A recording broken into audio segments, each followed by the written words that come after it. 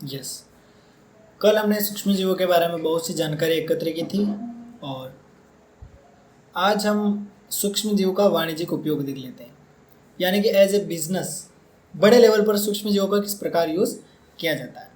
तो सबसे बड़ी बात, बड़े लेवल पर शराब बनाई जाती है। क्या बनाई जाती है? शराब।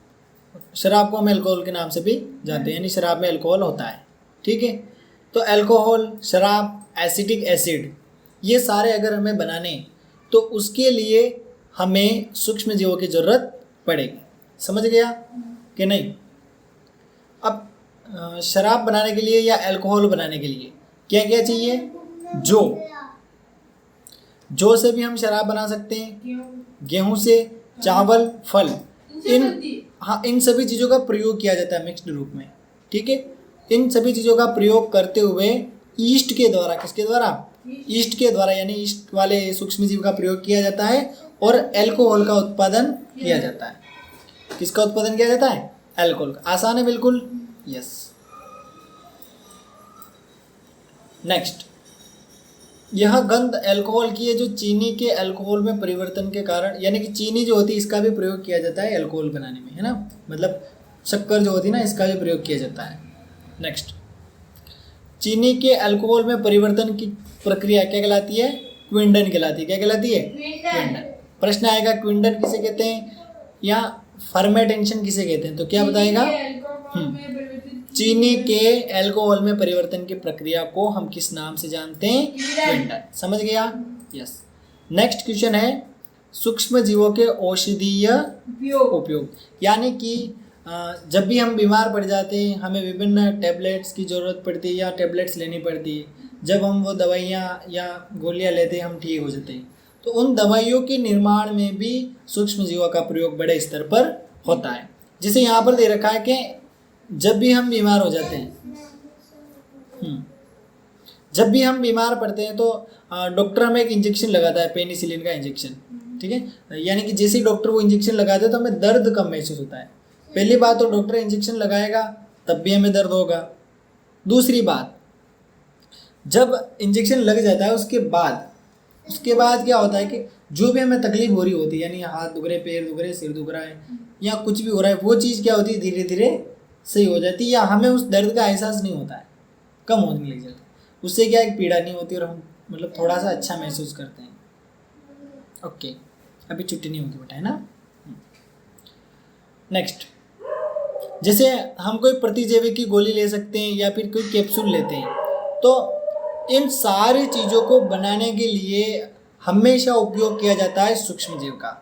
सूक्ष्म जीव है तो उससे कैप्सूल बन जाएंगे, गोलियां बन जाएंगी, इंजेक्शन बन जाएंगे और दवाइयाँ पीने वाली भी बन जाएगी। यानी कि सभी का स्रोत क्या है? सूक्ष्म जीव। अब इनका काम क्या है, इन गोलियों का, दवाइयों का? ये जो भी हमारे शरीर में हानिकारक सूक्ष्म जीव होती है उनको क्या कर देती है? नष्ट कर देती है। और सूक्ष्म जीवों की वृद्धि को भी क्या करती है? रोक देती है। यानी कि हमारे शरीर में जो सूक्ष्म जीव बढ़ रहे होते हैं, दिन प्रतिदिन सूक्ष्म जीव क्या करते हैं? बढ़ते हैं। तेने देखा होगा, यदि हम बीमार हो जाते हैं थोड़े समय के लिए, यानी कि एक दिन अपन को यार आज तबीयत खराब है और अपन कोई टैबलेट नहीं लेते हैं, डॉक्टर के पास नहीं जाते हैं, तो और हम ज़्यादा बीमार हो जाते हैं 2 दिन बाद, यानी कि हमारी स्थिति और ख़राब हो जाती है। फिर तो हमें डॉक्टर के पास जाना ही पड़ता है। तो तब डॉक्टर हमें इंजेक्शन देता है, दवाइयाँ गोले देता है, हम ठीक हो जाते हैं। और कुछ होते हैं जो जाते ही नहीं है डॉक्टर के पास, और कभी क्या पता बीमारी ख़राब हो या सूक्ष्म जीव बहुत ज़्यादा वृद्धि कर जाए तो फिर उसको कंट्रोल करना मुश्किल हो जाता है। ऐसे में मृत्यु भी हो जाती है रोगी की। सही बात है ना। तो यानी कि अगर हम समय पर दवाइयाँ या गोलियाँ नहीं लेंगे तो हमारी मृत्यु भी हो सकती है, क्योंकि सूक्ष्म जीव अगर अधिक वृद्धि कर जाएंगे तो हमें अधिक नुकसान पहुँचाते हैं। समझ गया? अब काम की चीज़ आ रही है, प्रतिजैविक या एंटीबायोटिक। प्रश्न यहीं से पूछा जाता है। अपने जो परीक्षा में प्रश्न पूछते हैं ना, वो ये पूछते हैं। प्रश्न ये पूछते हैं कि एंटीबायोटिक किसे कहते हैं, या फिर ऐसे पूछते हैं प्रतिजैविक किसे कहते हैं। तो सिंपल सी बात है कि बीमारी पैदा करने वाले सूक्ष्म जीवों को नष्ट करते हैं। प्रतिजैविक क्या करती है? बीमारी पैदा करने वाले सूक्ष्म जीवों को नष्ट कर देती है। ये किसका काम है? एंटीबायोटिक का। किसका काम है? हाँ, एक तो खत्म कर देगी या फिर उनकी वृद्धि जो है इसको क्या करेगी? रोक देगी। नेक्स्ट, आधे घंटे बाद जैसे कुछ और औषधियाँ दे रखी है, जैसे स्ट्रेप्टोमाइसिन, दूसरी दे रखी है टेट्रासाइक्लिन, अगली दे रखी है एरिथ्रोमाइसिन। तो ये सारे कुछ टैबलेट्स हैं या दवाइयाँ हैं, इनको हम किसके नाम से जानते हैं? एंटीबायोटिक के नाम से। प्रश्न या तो पूछेगा एंटीबायोटिक किसे कहते हैं, क्या बताएगा? वे दवाइयाँ या जो सूक्ष्म जीवों को क्या कर देती है? नष्ट कर देती है। हाँ, और उन सूक्ष्म जीवों को नष्ट करती है जो क्या करते हैं? हमें बीमार करते हैं। ठीक है, और एग्जाम्पल पूछे तो बता देना, स्ट्रेप्टोमाइसिन, टेट्रासाइक्लिन और एरिथ्रोमाइसिन। ठीक है, नेक्स्ट। अब प्रतिजैविक की बात करें तो प्रतिजैविक कवक और जीवाणु से भी पैदा किया जाता है, और सूक्ष्म जीव का संवर्धन करके प्रतिजैविक का उत्पादन भी किया जाता है। यानी कि ऐसे कहना चाहता है कि सूक्ष्म जीवों को धीरे धीरे क्या किया जाता है? प्रवर्धन, यानी बढ़ाया जाता है उनकी मात्रा, और उनको बढ़ाकर अलग अलग प्रकार के मेडिसिन उसे क्या कर लेते हैं? बना लेते हैं। ठीक है, समझ गया? आसान है। ठीक है, नेक्स्ट अगले पेज पे है ना, अगले पेज पे दे रखा है पशु आहार एवं कुक्कुट आहार में भी प्रतिजैविक मिलाए जाते हैं। क्या मिलाए जाते हैं? प्रतिजैविक, यानी उनको भी किसी भी प्रकार की बीमारी नहीं हो। इसका उपयोग पशुओं में सूक्ष्म जीवों का संचरण रोकना, यानी कि कभी कभी गाय भैंसों को भी बीमारियां हो जाती है या फिर वो भी किसी के कारण मृत्यु के शिकार हो जाते हैं, तो जब उनको हम विभिन्न प्रकार जैसे वाटा, कबाइशा ऐसे देते हैं, तो उससे क्या होता है कि उनमें सूक्ष्म जीव की मात्रा में कुछ न कुछ मिलाया जाता है, उससे उनमें एक पॉजिटिव एनर्जी रहती है और उनके प्रभाव से उनमें हानिकारक सूक्ष्म जीव उत्पन्न नहीं होते, जिससे गाय भैंसों को विभिन्न प्रकार की बीमारियां नहीं होती हैं। ठीक है, कुछ पौधों पर रोग लग जाते हैं, बीमारियां लग जाती है पौधों को, तो उन बीमारियों को नियंत्रित करने के लिए या समाप्त करने के लिए पौधों के लिए, है ना, भी हमें प्रतिजैविक का प्रयोग किया जाता है। ठीक है, समझ गया? यहाँ तक आसान है क्या कठिन है? आसान है। नेक्स्ट अगला बिंदु है वैक्सीन और टीका। वैक्सीन और टीका क्या होता है? जब रोग कारक जीवाणु या सूक्ष्म जीव हमारे शरीर में क्या करते हैं? प्रवेश करते हैं, उस समय हमारा शरीर क्या करता है? उन जीवाणुओं या सूक्ष्म जीवों के विरुद्ध प्रतिरक्षी तैयार करता है। क्या तैयार करता है? प्रतिरक्षी। और एक बार प्रतिरक्षी तैयार हो गए तो हमारा शरीर याद रख लेता है कि ऐसे जीवाणु अगर आए तो उनसे ऐसे निपटना है, और अगली बार तुरंत तैयार रहते हैं सब, और लड़ाई झगड़ा हो जाता है, और प्रतिरक्षी जो होते हैं वो क्या करते हैं? हानिकारक सूक्ष्म जीवों को नष्ट कर देते हैं। तो बिल्कुल यही कॉन्सेप्ट है। नेक्स्ट बता दिया, दोबारा प्रवेश करेगा तो स्वस्थ व्यक्ति में ये जो प्रतिरक्षी होंगे ये दोबारा उस व्यक्ति को क्या करेंगे? उस रोग के प्रति लड़ने की क्षमता प्रदान करेंगे। अब रोग कारक जो होते हैं उनसे हमारे शरीर की सुरक्षा बहुत ही ज़रूरी है। और अब स्टार्टिंग में फर्स्ट में यदि कोई रोग हमें हो गया है तो उसके लिए मतलब पहले से तो कोई उसको याद रहेगा नहीं, कोई नया रोग आ गया है तो उसके लिए हमें प्रतिरक्षी बनाना पड़ेगा। इसके लिए टीका लगा जाता है, यानी कि जो भी रोग है उसमें जो भी सूक्ष्म जीव है, ये विषाणु वायरस जो भी है हम पर हमला कर रहा है, उसका एक कमज़ोर वर्ग को सिलेक्ट किया जाता है, उसको शीशी में भर के मतलब लिक्विड के थ्रू हमारे शरीर में डाल दिया जाता है, और हमारे शरीर को ये याद दिला दिया जाता है कि ये बीमारियाँ चल रही है दुनिया में और तुम तैयार रहना। ठीक है, शरीर को बोल दिया जाता है और शरीर रहता है तैयार। और जब भी वो जीवाणु आता है तो उस समय तक तो प्रतिरक्षी बन जाते हैं अच्छे से, तो प्रतिरक्षी बन जाएंगे तो अगली बार क्या होगा? जब भी वो जीव आएगा सच वाला आ जाएगा तो उसको क्या कर देंगे? निपटा देंगे। बोलेंगे हाँ हमने तेरा कमज़ोर वर्ग देख लिया था, हम होशियार है, अब तेरे का मामला सफाया कर देंगे। ऐसे अगला प्रश्न, एडवर्ड जेनर जो था इसने चेचक के टीके की खोज की थी। कब की थी? 1798 में। कब की थी? 1798। हाँ, चेचक मतलब एक रोग होता है उसकी। अब जैसे हैजा है, क्षय यानी टीबी है ना, उसके अलावा चेचक और हेपेटाइटिस, इन सभी के लिए वैक्सीन का निर्माण किया गया। इन वैक्सीन का प्रयोग करके हम क्या कर सकते हैं? अपने शरीर में जितने भी रोग होते हैं उनसे बच सकते हैं। समझ गए? अब बचपन में भी हमें पोलियो पिलाया जाता है, विभिन्न प्रकार के टीके लगाए जाते हैं, जिसके कारण क्या होता है? हमें मतलब विभिन्न प्रकार के रोग नहीं होते। ठीक है, तो इस प्रकार सूक्ष्म जीव होते हैं, उनसे अगर हमें बचना है तो टीकों का आविष्कार किया गया है। टीके की मदद से हम विभिन्न प्रकार के सूक्ष्म जीवों से बच सकते हैं और उससे हमें बहुत ही कम नुकसान होता है। नेक्स्ट, मिट्टी की उर्वरता में वृद्धि। तो नहीं। सूक्ष्म जीव होते हैं जो मिट्टी की उर्वरता में भी वृद्धि करते हैं। किसकी? जैसे तूने देखा होगा केचू है, ये सूक्ष्म जीवित है, छोटे छोटे जीवित है। ये क्या करते हैं? मिट्टी के अंदर धसे होते हैं, हर कहीं घुसते रहते हैं, छेद करते रहते हैं, मिट्टी के अंदर हवा जाती है और उनके जो मृत शरीर होता है वो भी मिट्टी में ह्यूमस की मात्रा बढ़ाता है। इसीलिए केचुओं को क्या कहते हैं? किसानों का मित्र। तो सिंपल सी बात है कि मिट्टी की उर्वरता अगर हमें बढ़ानी है तो उसके लिए ये जो चीज़ें हैं ये क्या है? जरूरी है। तो एक और एग्जाम्पल दे रखा है, देखो जीवाणु एवं नीले हरे शैवाल। किसी शैवाल? नीले हरे शैवाल।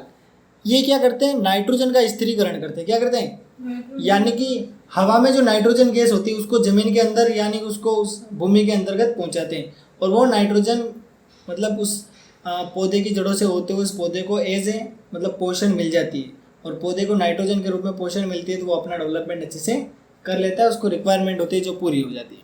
नेक्स्ट, इस प्रकार जब मिट्टी की उर्वरता है वो क्या होती है? बढ़ जाती है। याद रखना नीले हरे जो शैवाल होते हैं ये नाइट्रोजन स्थिरीकरण का काम करते हैं। रह जाएगा याद कि भूल जाएगा?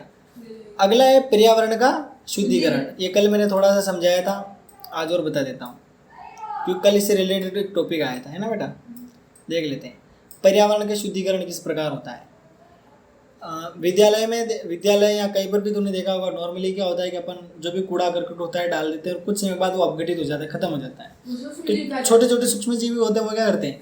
उनको खा जाते हैं, नोच नोच के खा जाते हैं। कहीं भैंस गाय कोई मर जाती है उसको ही कहीं दूर डाल देते हैं तो कौवे खा जाते हैं, कोई क्या खा जाता है, कोई क्या खा जाता है। इस प्रकार क्या होते हैं? वो चीज़ समाप्त हो जाती है, यानी कि कार्बनिक उत्पाद जो भी होते हैं वो अपघटित हो जाते हैं, खत्म हो जाते हैं। ठीक है ना? तो ये कॉन्सेप्ट है। इसके अलावा फल सब्जियों का चारा है, इनका निपटान करना है तो उनको एक गड्ढे में डाल दो, थोड़ा सा ऊपर से उसको फिक्स कर दो, वो धीरे धीरे खत्म हो जाएगा। ये चीज़ यहाँ पर दे रखी है। इसके अलावा पॉलीथीन के बारे में बोल रखा है। पॉलीथीन, कांच और ये जो खाली बोतलें होती हैं इनमें थोड़ा सा चेंजेस होता है, यानी ये चीज़ें पर्यावरण में अपघटित नहीं होती है, बहुत ही कम होती है, हम इसे कह सकते हैं। समझ गया? अब बात करते हैं हानिकारक सूक्ष्म जीवों की। किसकी? हानिकारक सूक्ष्म जीव, यानी कि ऐसे सूक्ष्म जीव जो हमें नुकसान पहुंचाते हैं। सूक्ष्म जीव अनेक प्रकार से हानिकारक भी होते हैं, जैसे मनुष्य के लिए हानिकारक हो सकते हैं, जंतु के लिए हो सकते हैं या पौधों के लिए हो सकते हैं। अब कुछ सूक्ष्म जीव ऐसे होते हैं जो रोग उत्पन्न करते हैं। क्या करते हैं? रोग उत्पन्न करते हैं। तो इन सूक्ष्म जीवों को हम किस नाम से जानते हैं? रोगाणु या रोगजनक। ठीक है, तो प्रश्न आएगा रोगाणु किसे कहते हैं? क्या बताएगा? ऐसे सूक्ष्म जीव जो क्या करते हैं? रोग उत्पन्न करते हैं। क्या करते हैं? रोग। उसे हम क्या कहते हैं? रोगाणु। नेक्स्ट, अब ये किस प्रकार हमारी चीज़ों को गंदा कर देते हैं? पहला, भोजन के द्वारा भी मतलब ये एक जगह से दूसरी जगह पहुंच सकते हैं, एक शरीर से दूसरे शरीर पर जा सकते हैं। कपड़ों की मदद से भी ये एक शरीर से दूसरे शरीर में प्रवेश कर जाते हैं और चमड़े की वस्तुओं को भी ये क्या कर देते हैं? खराब कर देते हैं या उनको बिगाड़ देते हैं। ये चीज़ यहाँ पे दे रखी है। ठीक है, नेक्स्ट अगला टॉपिक है हमारा मनुष्य में रोगकारक सूक्ष्म जीव, यानी कि मनुष्य में ऐसे कौन कौन से सूक्ष्म जीव है जो फालतू की बीमारियां क्या करते हैं? फैलाते हैं। तो पहली बात है किस प्रकार फैलते हैं? सांस के थ्रू, पेयजल के थ्रू और भोजन। इसके अलावा बहुत सी चीज़ें हैं जिनकी मदद से ये किसी भी शरीर में प्रवेश कर जाते हैं, यानी कि किसी भी व्यक्ति को कोई बीमारी है, कोई भी रोग है तो संक्रमित व्यक्ति से ये कहाँ चले जाते हैं? सीधे से स्वस्थ व्यक्ति में चले जाते हैं और उसको भी क्या कर देते हैं? बीमार कर देते हैं। तो यदि संक्रमित व्यक्ति से स्वस्थ व्यक्ति में जो सूक्ष्म जीव है वो वायु, जल या भोजन के द्वारा फैल रहे हैं तो इसे हम क्या कहेंगे? संचरणीय रोग। समझ गया? यानी कि फॉर एग्जाम्पल के लिए तेरे को कोई बीमारी है, ठीक है, और इसको कोई बीमारी नहीं है इस बच्ची को, तो तेरे को कोई बीमारी है और वो बीमारी वायु के द्वारा, जल के द्वारा इस बच्ची के तेरे से इस बच्ची में ट्रांसफर हो रही है। ऐसे किया तो होगी। हाँ, तो हम इसको किस नाम से जानते हैं? संचरणीय रोग। किस नाम से जानते हैं? यानी कि छूने से वो बीमारी क्या हो रही है? फैल रही है। हाँ, जैसे सर्दी जुकाम ऐसे होता है जब हम किसी के संपर्क में रहते हैं, कोई जैसे छींक भी रहा है, हम उसके सामने हम ऐसे मुंह करके बैठे तो वो सूक्ष्म जीव अपने शरीर के अंदर चले जाते हैं। दूसरा है चिकन पॉक्स और क्षय रोग। कोई भी टीबी का कोई बीमारी हो, किसी को बीमारी होती है और लंबे समय से उसका इलाज चल रहा होता है, वैसे तो सही हो जाती है टीबी भी, लेकिन लंबे समय से अगर उसका इलाज चल रहा होता है तो फिर अगर हम लंबे समय तक उसके साथ रहते हैं तो उसकी चीज़ों का प्रयोग करते हैं, है ना, यानी कि उसके कपड़े पहन लेते हैं, उसके साथ बहुत सी चीज़ें शेयर कर देते हैं, तो वो रोग हमें भी हो सकता है। तो ये चीज़ है, यानी कि संपर्क के माध्यम से ये बीमारियां फैल रही है। और कौन फैला रहे हैं? सूक्ष्म जीव। तो संपर्क के द्वारा फैलने वाले जो रोग होते हैं उसको हम किस नाम से जानते हैं? सूक्ष्म जीवों के नाम से, संचरणीय रोग के नाम से जानते हैं। समझ गया यहाँ तक कि नहीं? अब ये लिख रखा है, कोई व्यक्ति छींकता है तो जो वायरस होते हैं वो एक व्यक्ति से दूसरे व्यक्ति में चले जाते हैं। ये मैंने तेरे को वैसे ही समझा दिया है। रोग वाहक ऐसे जीव जो क्या करते थे, रोग को एक स्थान से दूसरे स्थान तक पहुंचाते हैं। जैसे देखा होगा कहीं बहुत सारी मक्खियाँ होती हैं, मक्खियाँ कहीं गंदी जगह बैठती हैं, फिर अपने खानों में भी पड़ी रहती है, तो इसलिए बोला जाता है खाने को ढक के रखो। ये चीज़ें भी होती है। कल इसकी और हम डिटेल देखेंगे। ठीक है, आज इतना ही पर्याप्त है। 15 मिनट